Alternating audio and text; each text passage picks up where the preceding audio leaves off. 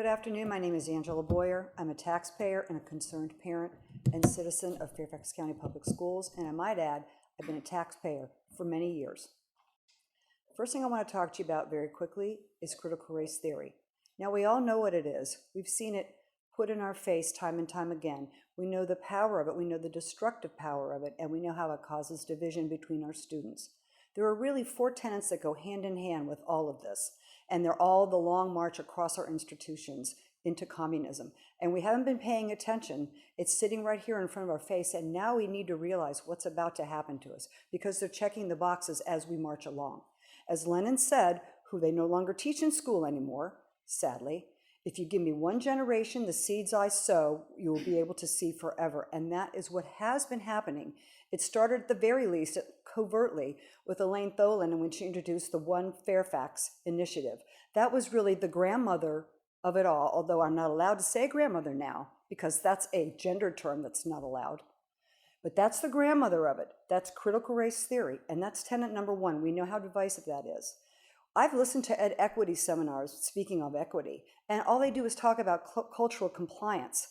There's an inherent bias in every aspect of every unit of the things that are being taught scholastically in our school board that seek to create a victimization attitude and a dependency on the school to intervene on the behalf of these victims in lieu of going to their parents for support and protection.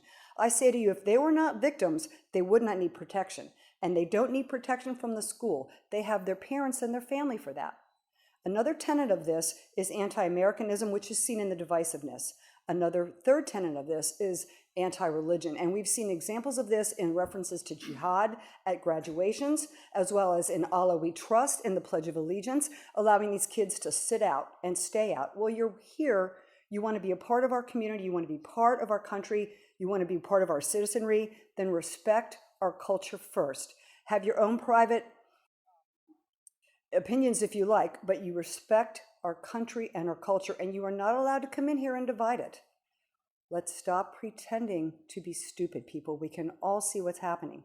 The fourth tenet's a little bit more insidious, and I'll try to be brief.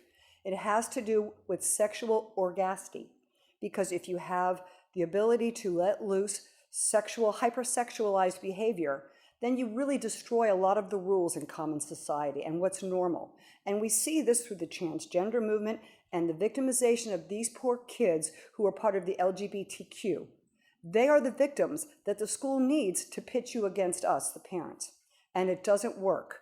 It doesn't work at all. But the worst part of it leads to pornography, which is really the most dangerous aspect, and what they need to create a lever and a wedge between the parents and the children. We won't stand for it. We have eyes wide open. We see what's coming, and we're going to stop it. We've asked you time and time again to participate with us.